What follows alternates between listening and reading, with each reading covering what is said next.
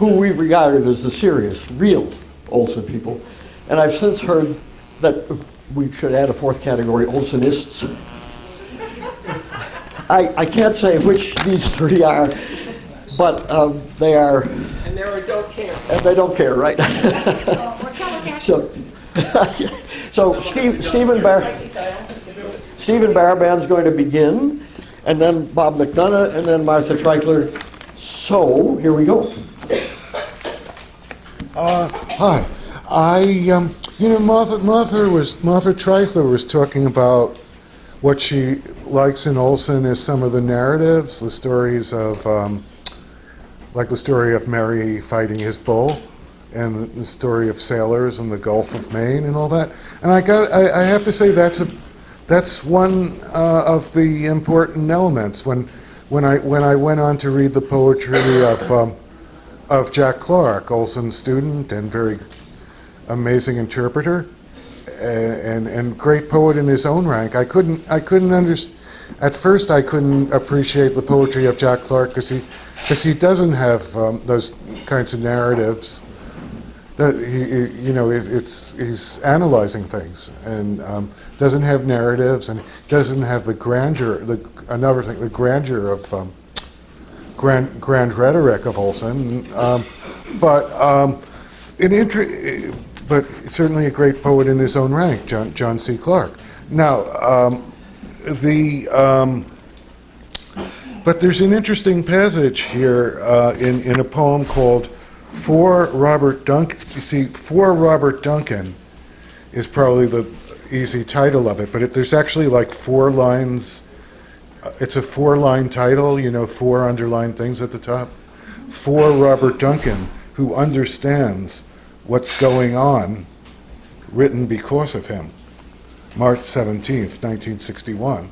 See, that's another factor of Olson, this kind of sprawl, and I, for one, really like that sprawl.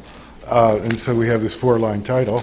And the poem did respond to a letter where Duncan said he liked the poem in the first Maximus book where Olson is pacing around and measuring certain parts of Gloucester and then putting that down on the page. And he says it's like magic recipes that you are putting on the page.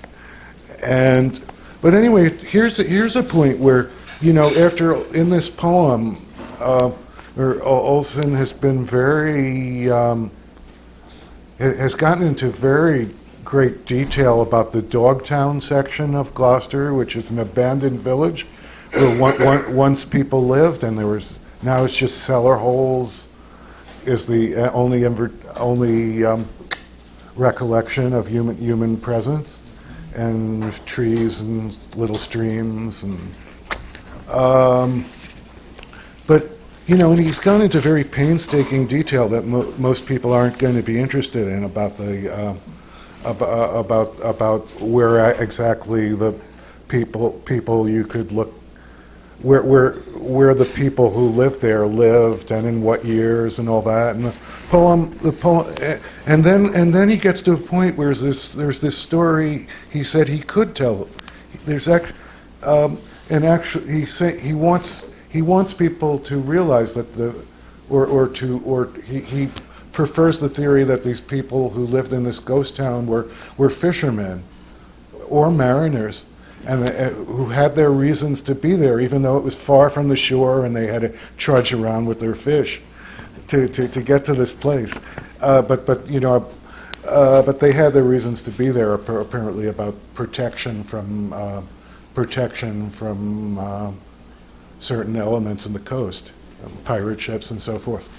But the point is that he says my problem is how to make you believe these persons who lived here then and from these roads went off to fish, and he wants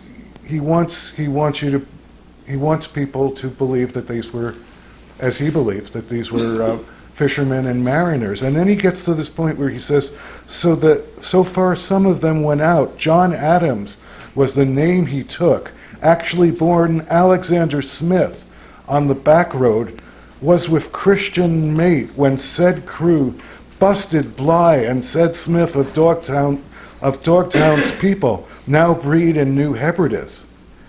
So, finally he's gotten to a really good story he could tell. That someone who had lived in Dogtown had been part of the mutiny against Captain Bligh. But then he says and I have the feeling this, like William Carlos Williams would have told the story no matter what. That, Patterson, if somebody from Patterson had been involved in, someone from the history of Patterson had been involved in some legendary event, like the mutiny. What was that? The mutiny. Mutiny on the Bounty. Mutiny on the Bounty, right? And he would have told the story, but Olson doesn't feel he can fit it in, and he says, "But this is romantic stuff. I promised never to leave life writing on." As Pegasus poetry was when Hector was not yet seen, to be cut from under Muthos, lovely lying Muthos. Now, what I'd like to say, he doesn't feel that he could get it in the poem in such a way that the true mythological resonances that there would be true mythological resonances if he told that story of the guy who ended up in that mutiny. And he doesn't want to tell the story just because it would be interesting.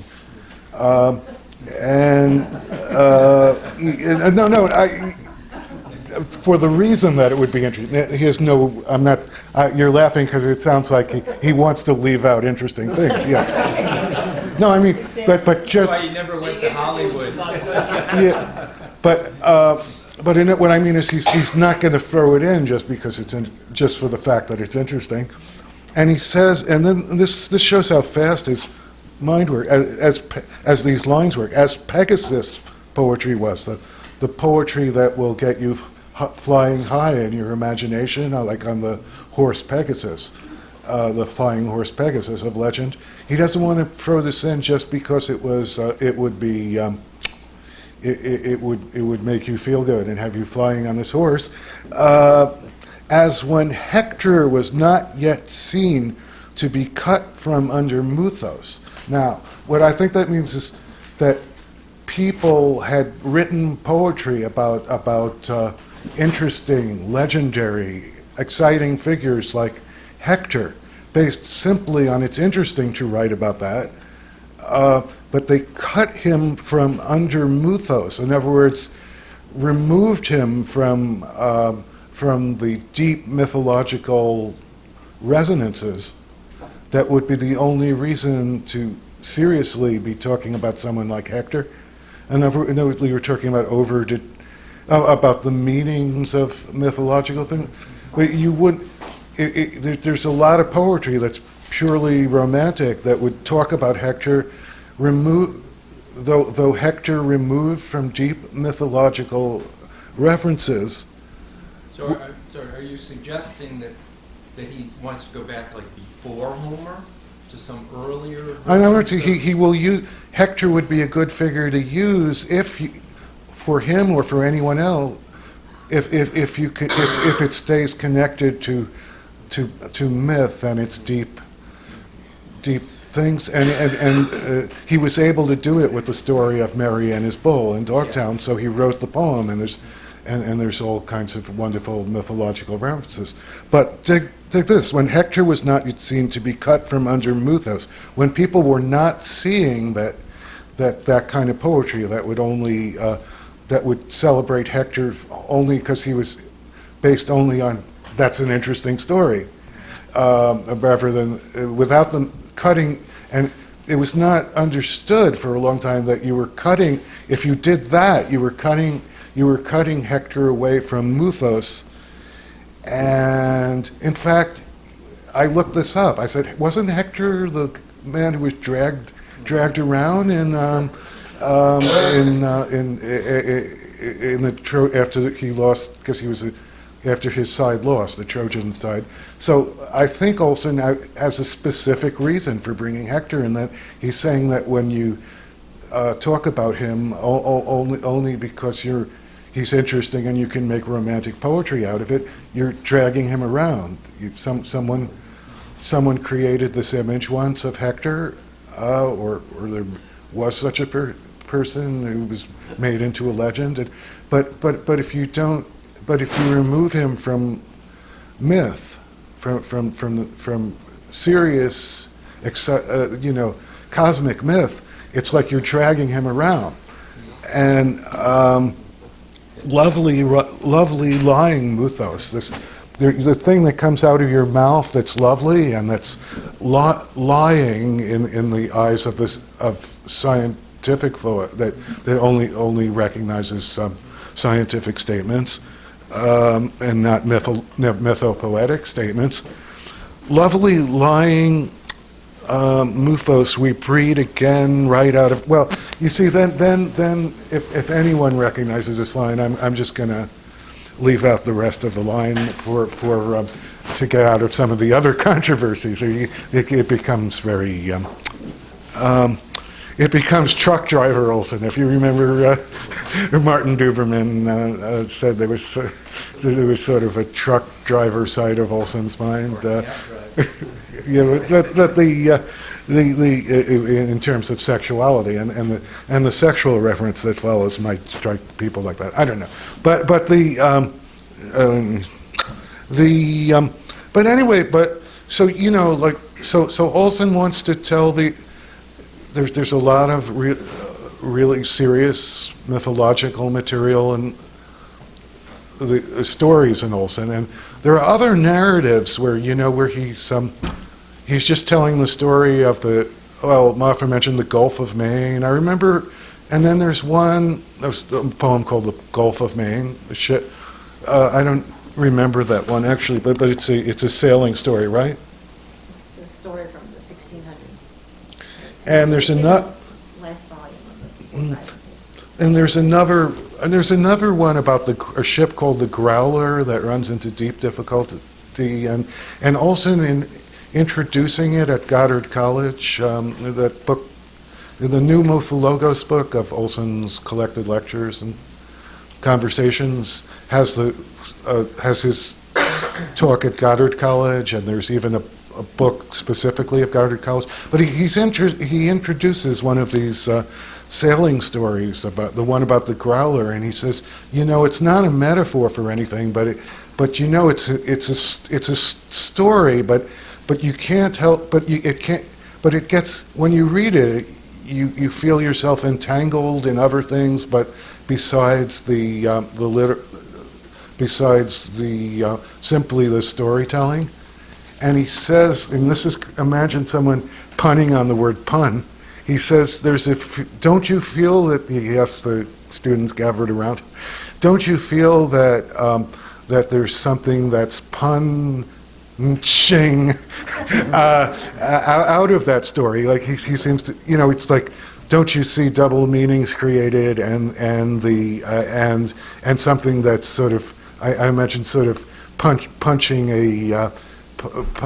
out of the literal, the containment in the literal, creating a little bump or something, and so there are narratives in Olson that are not about deep myth, but they tell a good story, and they're also escaping the purely literal, and then there's stuff in the Maximus poems that's so literal, when he's just giving you some information about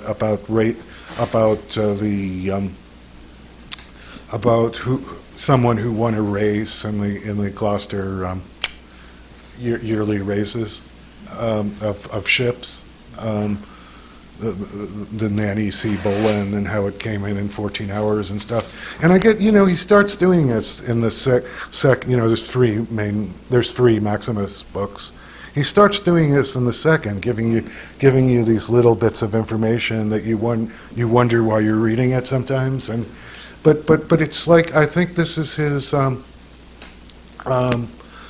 but in conjunction with the whole poems and the passages that are that leap out at you as really wonderful, this material does seem to fit, and it does seem to be part of, I guess You know, I was reading that the story, the Algonquin myth that he puts in about the man with the house on his head, and that's the most famous part, that there's a man who's walking around with a house on his head, and that seems to be about how it seems to be you create culture. It's about how Olson picks up all these bits from the culture of the world and makes them into his house. That he wants to live in all the stuff he's picked up from, and lots of people, and various people have done this, wanting to pick up everything they could from the stories and the deeds and the turning points and all kinds of stuff in history. And on the house ahead also could be about the migration, where people because there's a lot about migration in the Maximus poems, and he says it's one of there's no one thing that's more important in human history than migration. So it's about how people carry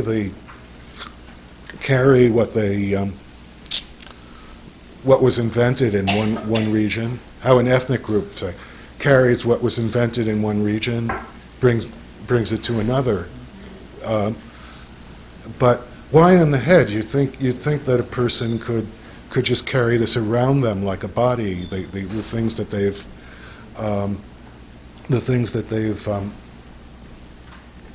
the traditions and aspects of culture that they've gathered.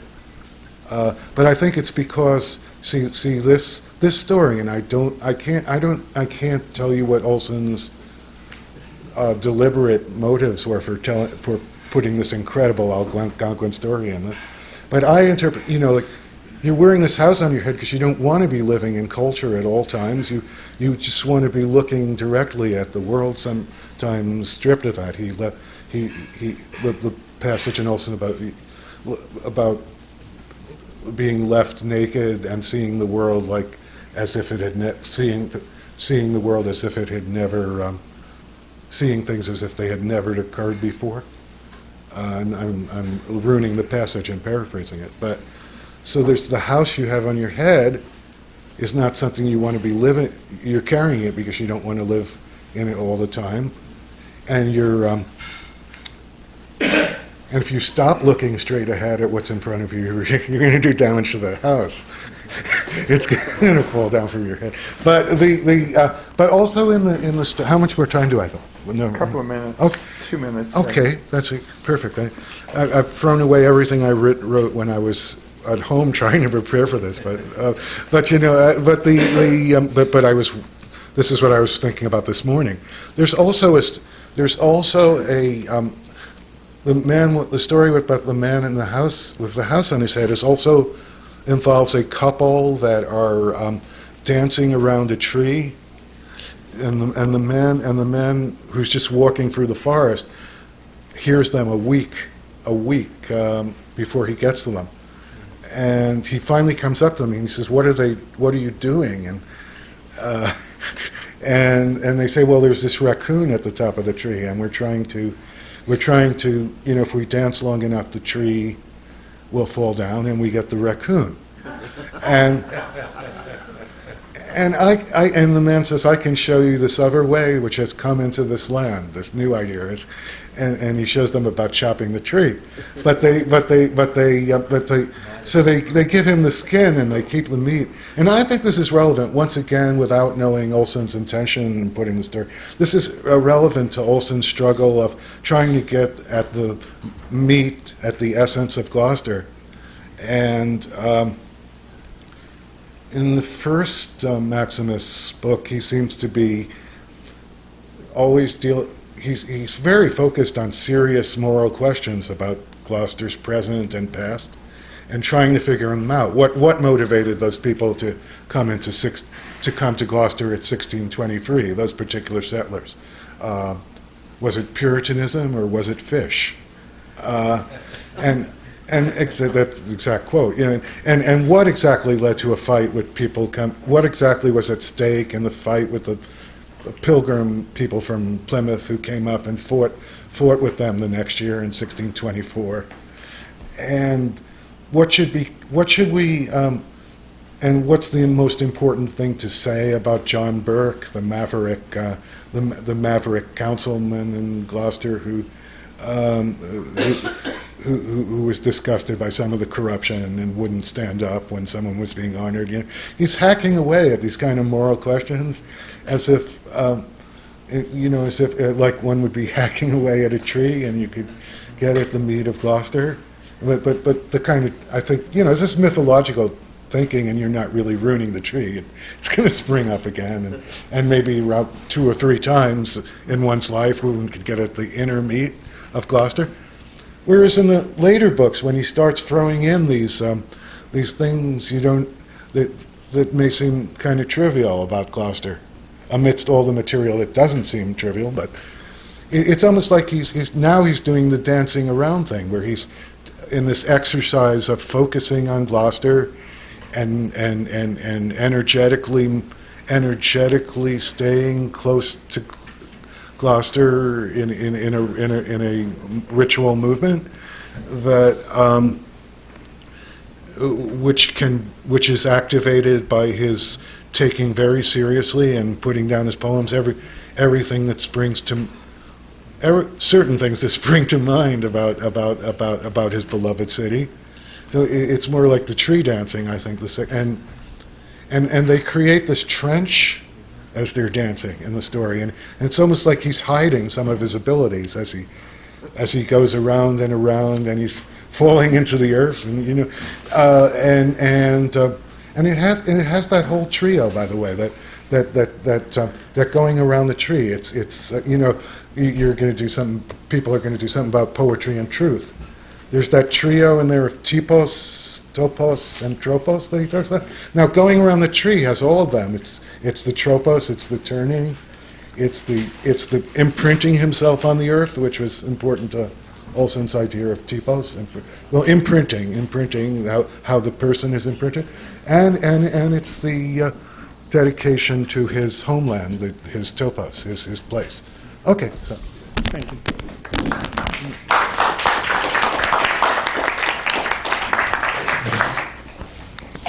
I need to give a two-handed report, so I'm hoping this will work. It's a big book. You should have picked a poem to slow it. With notes. How's that? No? How's that? Okay, what I'm doing is kind of a report on where I am in terms of comprehension and appreciation of Olson. And I'm going to start really with stating the case for the prosecution, which I don't entirely agree with. I'll be clear about that. But I asked a friend of mine who might be a genius, although he would never say so, what he thought about Olson, and he said, well, I think Olson declared himself a genius, and some people agree. I read the Maximus poems decades ago, just had at the book, and I guess at that point I wouldn't have entirely disagreed with my friend's comment. Very hard going. I don't think anyone would have independently arrived at all the knowledge systems that Olson calls on. You've got to study it if you want to get there. So when Alan sent out the asked for people who might be interested, I thought, well, this is a great time for me to get back to it. So I did. And I have. I certainly haven't gotten all the way. This is Butterick, which is I think 800 pages, and it's certainly, as a paperback, it's too big for its binding. It cracks when you try to open it. But I went through the first 2 volumes. With the guide, poem by poem. That is, the the first two of the three Maximus volumes. Butterick was first a student and then apparently became a friend.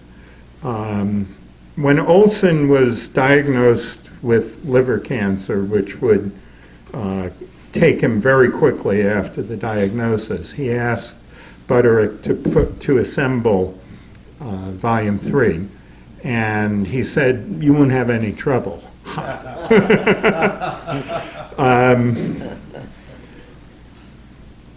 The problems. First of all, Olson seems to have written everything on a letter or, that someone had sent him, or on the envelope, which was at least helpful in terms of dating the writing. Sometimes on blank pages that he had torn out of a Latin primer, etc. So that's what Butterick was faced with. Then, of course, because Olson included prose excerpts from records and books and so forth, he couldn't always be sure whether Olson really intended this thing as a poem or not. And of course, at the same time that he was writing these Maximus poems, he wrote other non-Maximus poems, but it wasn't always clear which was which. And then the order, that Olson had intended, which seems more often than not to be the order of composition, but certainly not 100%. So even if you could determine the order of composition, you couldn't be sure of the order. This is Maximus, the first Maximus is Maximus of Tyre, Tyre, a second century Common Era philosopher. Tyre was the chief port of the Phoenicians,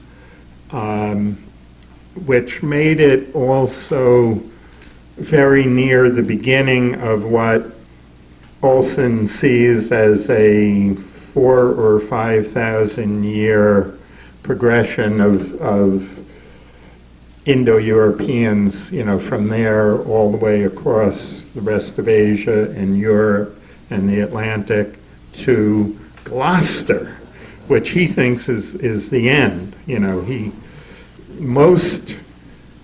would expect a lot of people with this kind of idea to go on, the conquest of the West, et cetera, but he doesn't. He stops right there. He's going to write another book about it. Okay, yeah.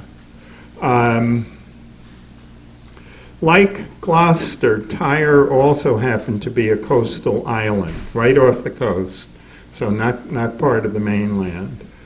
And that probably was useful. Question, to what extent is Maximus Charles Olson? It's relevant here to say that Olson was at least 6 feet 6 inches and sensitive about it, apparently. Butterick says, and I think this is good,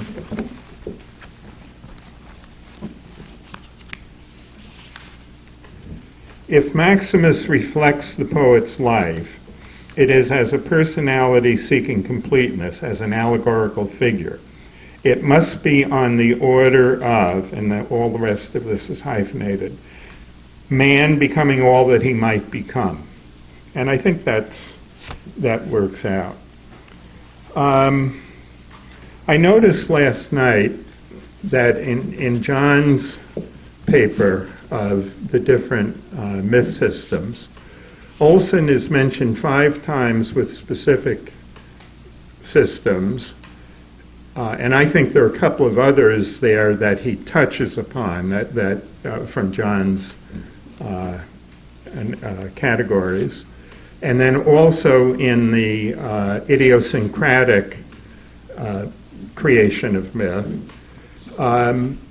There's a whole lot, obviously, from what Stephen has said, about Gloucester itself. I wouldn't quite say that it is a myth, but it's certainly a system of symbols that he can call on.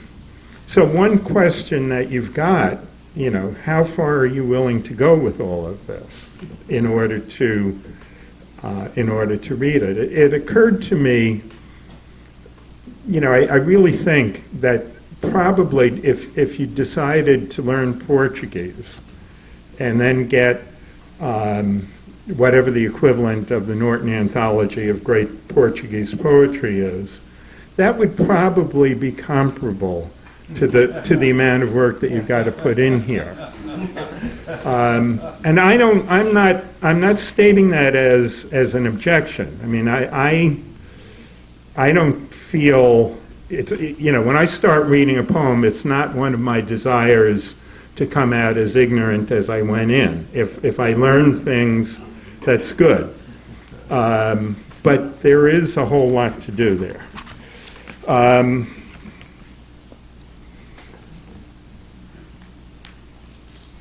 Okay. Much of, he uses original documents. I'm going to give you just a brief example. And a lot of what he does often is that he'll start out with the verbatim words of the document and then tell you why he's using it and what he gets from it. And he does this here. Let's see, what do I want to do?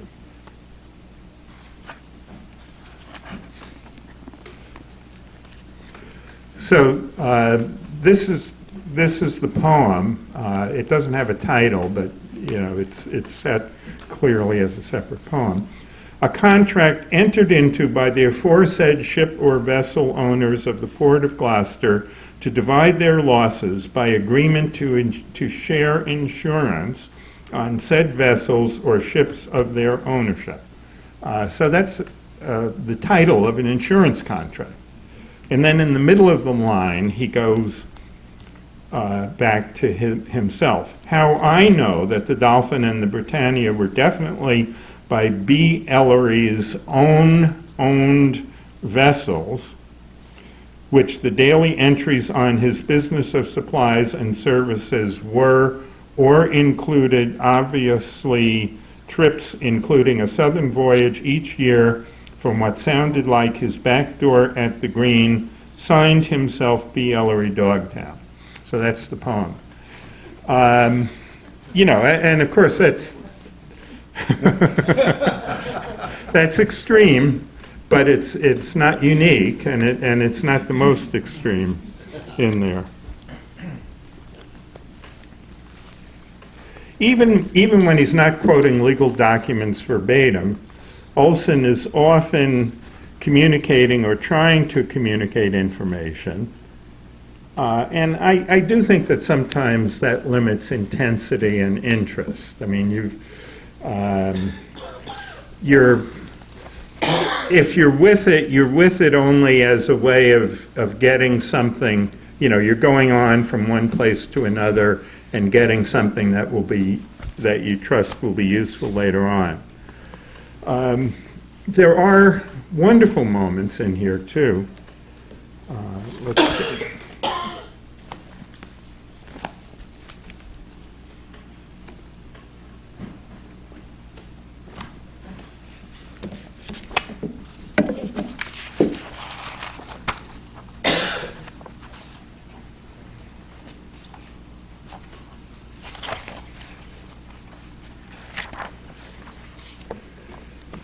This is, I probably won't read, I'm not going to read it all. Maximus at the Harbor. And I need to tell you that apophanesthai is Greek for those appearing. And Norman's Woe is a feature of Gloucester. Oceanus rages, tears rocks back in his path. Encircling Oceanus, tears upon the earth to get love loose. That women fall into the clefts of women, that men tear at their legs and rape until love sifts through all things and nothing is except love as stud upon the earth. Love to sit in the ring of Okeanos, love to lie in the spit of a woman, a man to sit in her legs. Her hemispheres loomed above me. I went to work like the horns of a snail. Paradise is a person come into this world. The soul is a magnificent angel, and the thought of its thought is the rage of ocean. Apophynesthai. Roared the great bone on to Norman's woe. Apophynesthai, as it blew up a pool on Round Rock Shoal. Apophynesthai, it cracked as it broke on Pavilion Beach. Apophynesthai, it tore at Watch House Point. Obviously, that's not without its difficulties, and you need the guide, but I still think it's terrific.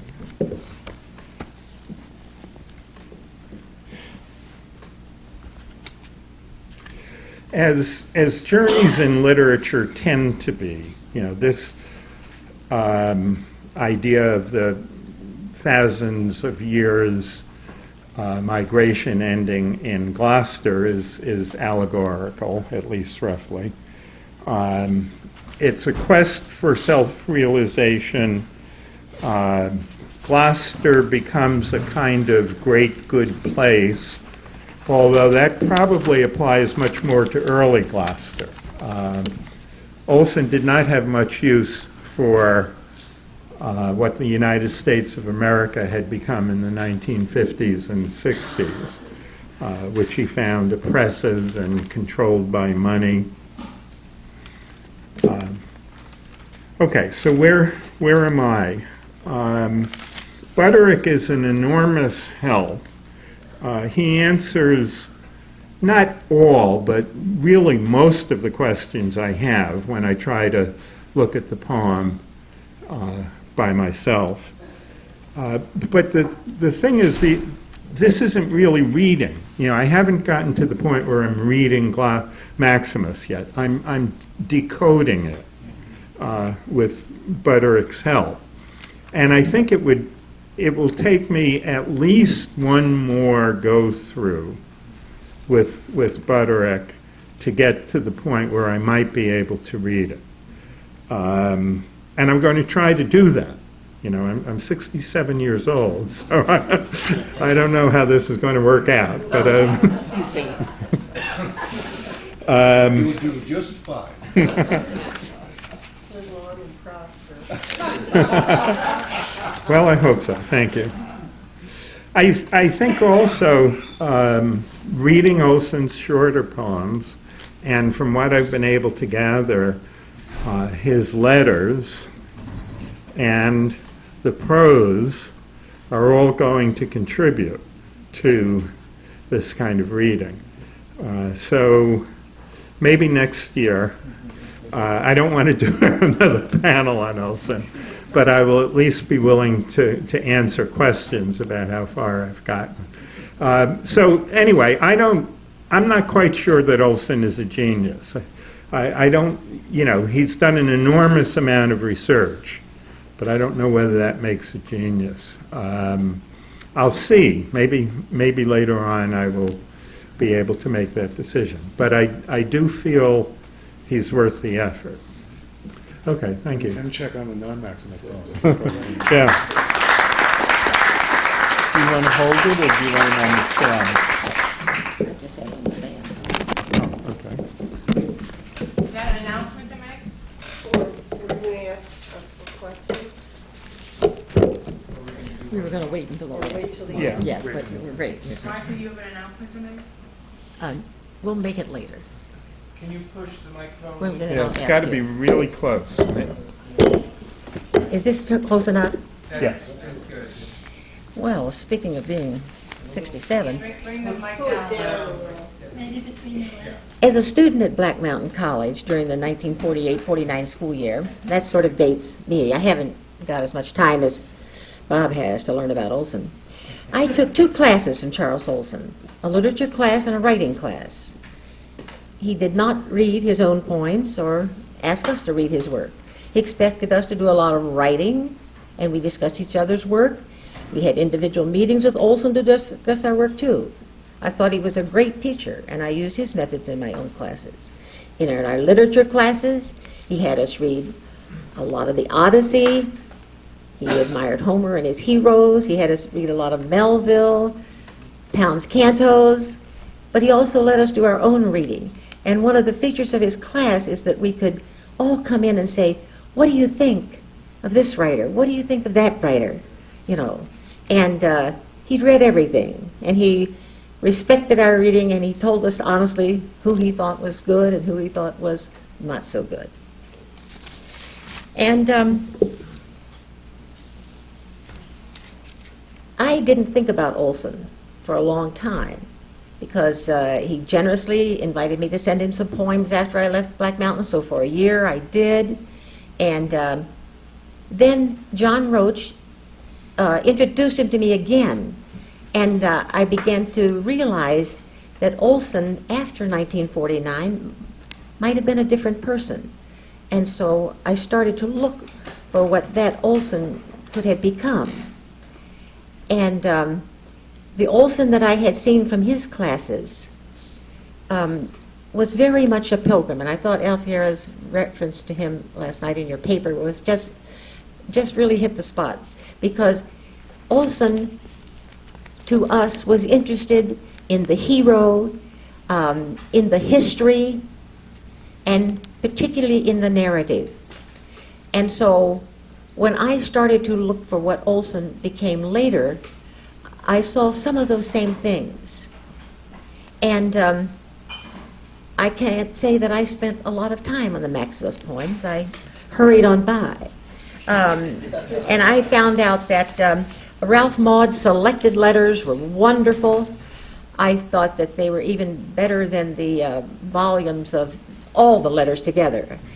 And then there is something called the Olson Journals, put out by the University of Connecticut. It's a wonderful resource because the students wrote quotations from his, and some of them are very amazing.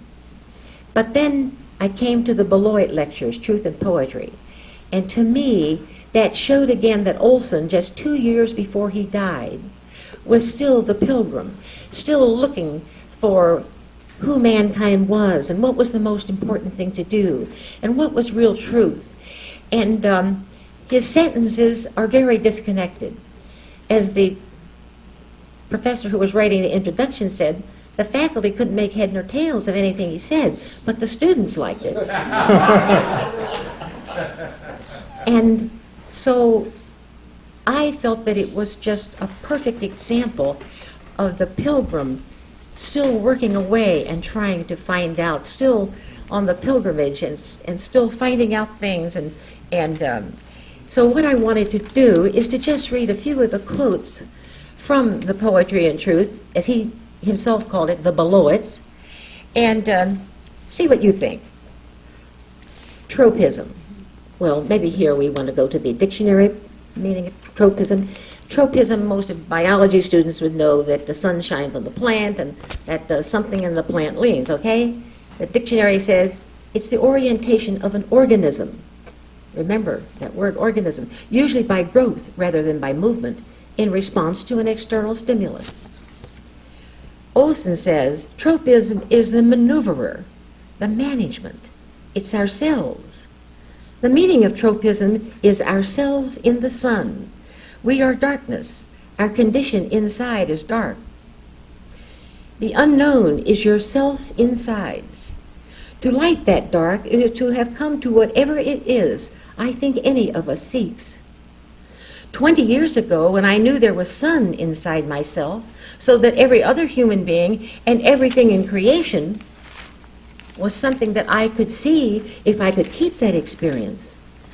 My feeling is a sun of being which sits in this mass of blackness and lends itself to the experience of image or vision, an entrance into our own self. We're skipping on through the pages, page 45. Any act of your life or my life is not actually that life, but its act or production. That production is something that neither realism or idealism covers. both bend your attention away from the transcendent. Thought it was very interesting that he used the word bend, since tropism is a bending of something. Page 47. Herodotus was known because of his history. This was his name, the logographer, in contrast to Homer, who was to the Greeks the mythologos. And I just thought this was wonderful that at Black Mountain in 1948, he was telling us about Homer and how important he was. And in 1968, 2 years before he died, he was still there. In contrast to Homer, who was to the Greeks the mythologos. I hope I pronounced that right. I hope you hear that switch. It's a most exciting switch to my mind, because what you call Herodotus' stories are known to the Greeks as logoi. Logos is only story. Page 47, 48. He who could tell the story tight has actually not only like given you something, but has moved you on your own narrative.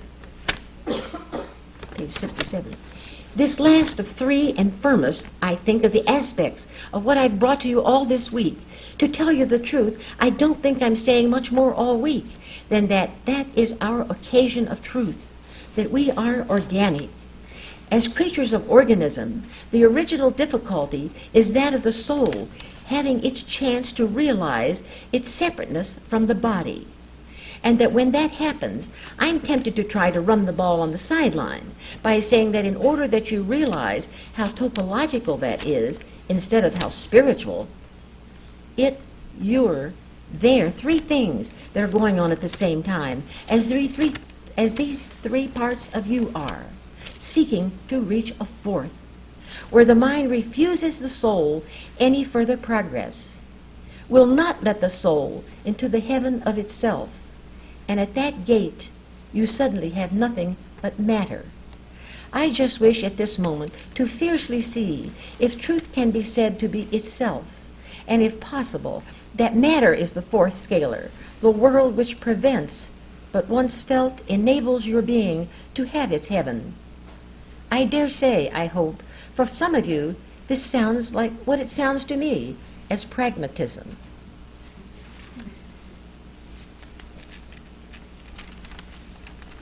I'd like to end, though, with a quote from the book of Ralph Maud's Selected Letters, and a letter to Connie, who is his wife, as you know. It's a long, long letter, wonderful, worth reading. But he says, my vision of life has stayed, in spite of my mind and of our love, a sort of mush. And I thought, putting that with this, with his style in the Beloit lectures of starting a sentence and then going on to another sentence and going on to another sentence, and really, he's putting himself down, because in the Beloits, a message is coming through, I think, very well, in spite of his very complicated non-sentences. But so, I think you were right. I think he was a pilgrim to the very end, and I think his stories and his heroes were very much a part of that.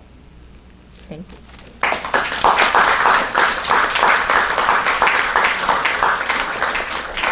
think Martha's too humble because she is a co-author with Charles Olson of a translation of the Ode.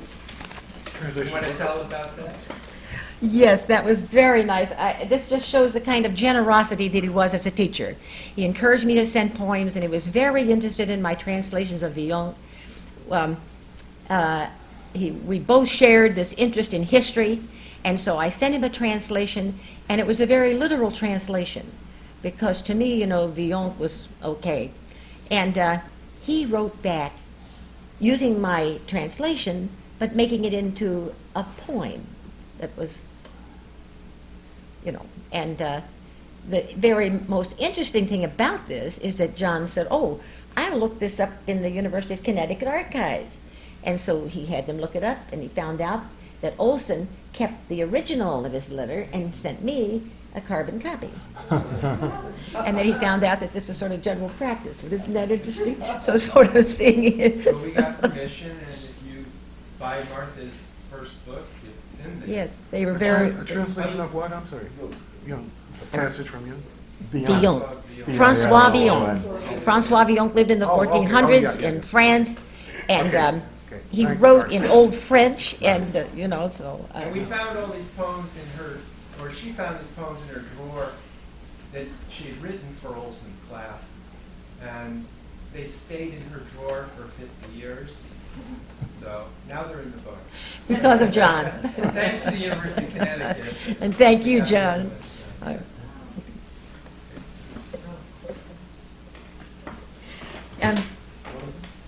And now we want people to have any comments that they have about Olson, because others of you have read Olson, or if either of you have any comment to make about what we said in relation to your paper. Okay, David. He was a Melvillian first and foremost, right? He was what? Yeah, Melvillian. I have his master's thesis from Harvard, and then he wrote Call Me Ishmael. And the thing is that years of teaching Moby Dick, it took me a long time to learn how to explain the You want this, passages. David? Yeah, sure. Oh, look what I did. I wrecked the thing. It took me a long time to learn how to incorporate and make understandable all the passages about whaling, all the technical stuff. And it seemed as irrelevant as some of the things they were talking about in the McDonough poem. They're not irrelevant at all. It just takes a long time to realize that that journey, the one that Alifair was describing in detail, is dependent upon things that don't seem at first necessary. But you'll get to the point, I hope, I haven't either really, where you'll just read it through, and it won't matter that any detail is irrelevant, because it's the goal, it's the entry into your own soul that results at the end, because you've allowed that stuff in. You've allowed a passage about the dissection of a sperm whale to matter without trying to analyze it to death, but just let it happen. For years, I would excerpt only the passages about Ahab and Ishmael and Starbuck and so on, and I realized I'm doing the book an enormous disservice. And it's the same with the Maximus poems. And it ultimately becomes a voyage.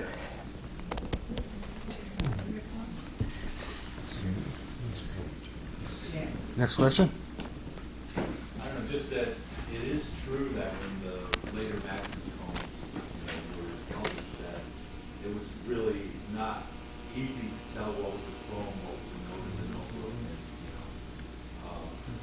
what was neither, I guess. So really, I mean,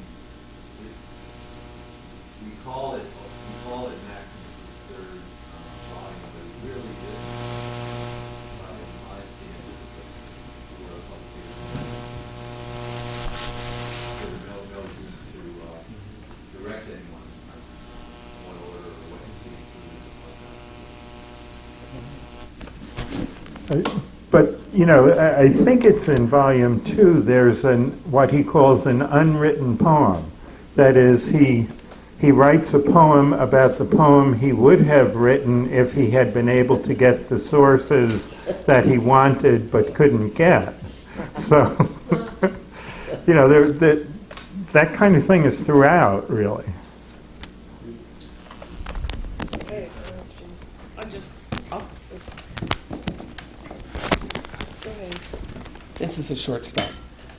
I taught Moby Dick several times, and my favorite student comment was, I feel like I'm watching this great movie and they keep interrupting it for commercials. And I looked at her and I said, that is absolutely wonderful. What are they? What is he selling? I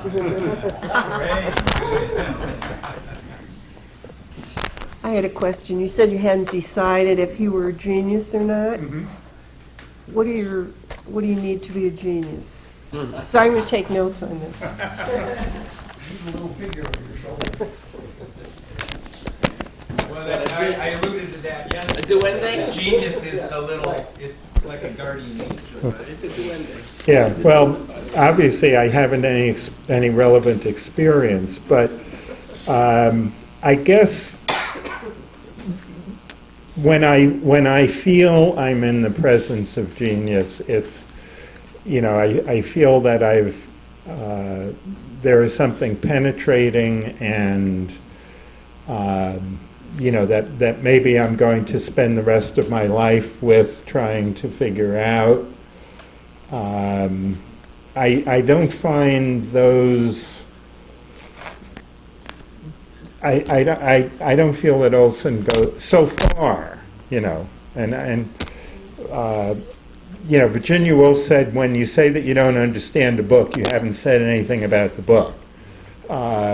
So I'm open to being persuaded, but I haven't been yet. I want to comment on that, too. Helen, I want to answer your question, too. Okay. Genius, like love and everything else, is in the eye of the beholder. What to say? Did you? What about the? Did you, as you were reading recently, rereading the Maximus poems, did you? Was your attention caught by that one, by the poem in the first book where where he goes to the ceremony for the sailors who died in that year? Maximus, July 19th, something or something. He says with the first line, and they stopped at that bad sculpture of a fisherman, and that's the most famous Gloucester icon, perhaps. That would be the most. That sort of thing would be the most. That's one of the poems that would be really glowing evidence that maybe that I'd want to read all of this. That's very charged language charged and lyrical language from beginning to end. But I guess you didn't you didn't note that particular. No. Well, I did, and there are other things like that.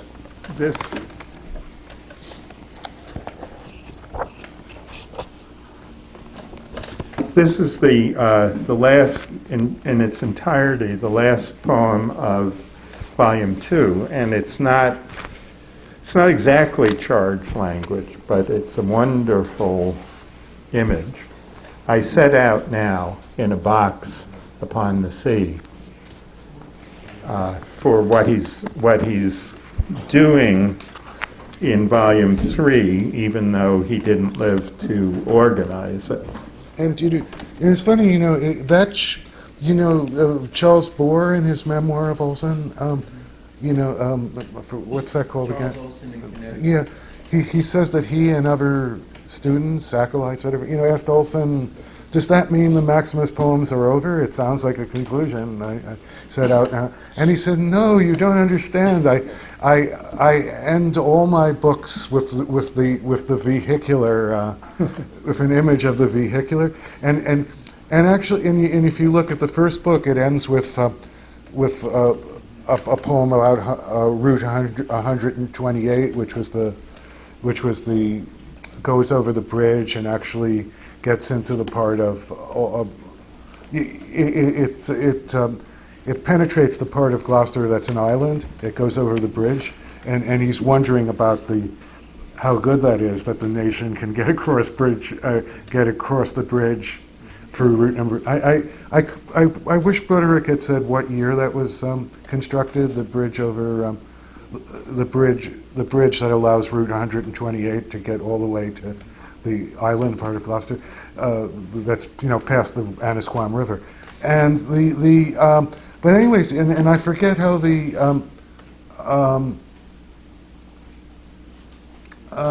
but then if you can, but anyway, there seem to be all these.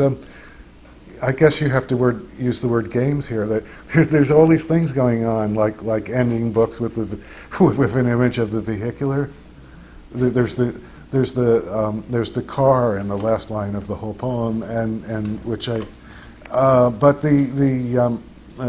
the end of the volume 3, which I wrote a whole paper about. I think it's been misinterpreted as a line about damages, and I think it's responding to a quote from. It's sort of echoing a quote from Captain John Smith, but that's a long thing I wrote. Anyway, go on. I'm sorry. We've only got 3 or 4 minutes because there's a poet coming up. But Judy? I'm having this weird connection. I'm thinking of the film A Beautiful Mind. Oh, yeah. And the way in which system builders, whether they are sane or not, we will leave aside, system builders construct something that in their sensorium has meaning. And whether someone is a genius or not, I think depends on whether other people also perceive the meaning. I said something yesterday about overdetermination. If you're, it's like dream work. You have all these images from your dream, and they mean something to you. And dreams are fascinating to listen to, but the emotional attachment of the object or the event in the dream to the dreamer is sort of built into that person's body. And I've written poems from dreams, and it's you have to rework it so that it's got a public element. And without judging Olson at all, I know the fact that he wrote about Melville and was very focused in Melville means that I should be able to read him, because Moby Dick is my absolutely favorite book in the world, possibly excepting the Bible. I mean the Hebrew Bible. But to me, in my occasional dipping in, I bounce off. There is no meaning there for me. So for me, he is not a genius. For me, he is a delusional person whom a bunch of other people have found some meaning in. But meaning is a subjectivity category, not an object. Well, that's a perfect segue into a question that I was wondering whether it had any real value in this venue at all. Occasionally, I'll be workshopping with other poets about a poem, and all of a sudden the workshop people reading and discussing the poem will start questioning the poet. What is this a reference to? What is this? Sometimes I respond on my behalf, and sometimes on other people's behalf. Does the poet's work stand as it is, regardless of your level of comprehension? Does it draw you in somehow? And you were saying no. And I wonder if this isn't a valid critique. If you go to a gallery and look at paintings, you can look at nude descending the stairs and say, if you were to see a print of that in a book, you might not have that. But in the face of the work itself, there is this visceral response that has nothing. Not at the time it came out. So, yeah. Well, it was visceral, all right. Yeah, it was just negative visceral. Yeah. But for you, yeah. if I know nothing about nude descending the stairs, except that it is powerful, that poem, that painting has worked for me. And if not, it hasn't worked for me. Yes, and I want to say one more time, don't forget that Olson, even if he'd never written the Maximus poems, had a wonderful influence because he was a wonderful teacher. He spoke and taught in many different places. Don't forget he was a great teacher, too. Well, I know there. Olson, I was speaking about the thing on the page. Yes. I know there are people with questions, but I really think we've run out of time, and I think the three of us, we're willing to answer later on, I do private. want to mention one great intro, which is Henry Fellini's movie, Polis Is This. And it is just a terrific documentary. It's free on YouTube. And what's the name of it? Polis Is This. I believe is the title. Polis, And P-O-L-I-S? it's, Henry Farini of Gloucester as Vincent Farini's nephew, and it's, I think, a terrific film that to bring you in. And it starts with kind of panning the ocean and the words from his play, Olson's play, Apollonius of Tyana, about a philosopher who was on a pilgrimage across Asia Minor. So it goes, begins with that. The movie begins with that image of the wandering philosopher. So it fits in the pilgrimage thing very well. The other thing, that I got him from Butterick and Moore when I was 21. So I had a different take, but those first poems where he is protesting the sprawl, the capitalism, the destruction of his town, that pulled me in incredibly.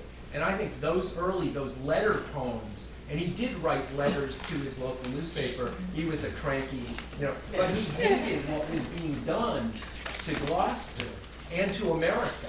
And so that he's a political poet first as well as a mythical poet. So I think Historian came later, is that? But I think those are still really accessible and powerful. May I have an announcement of self-promotion? All right, Right side Ricky, I tried to give this. Ricky invited Steve Lewandowski and me to read poetry on June the 9th at the Olson Art House in Buffalo. And she made some very nice posters, and I'll put this on the table. The most Thank you, beautiful Ricky. art space in Buffalo.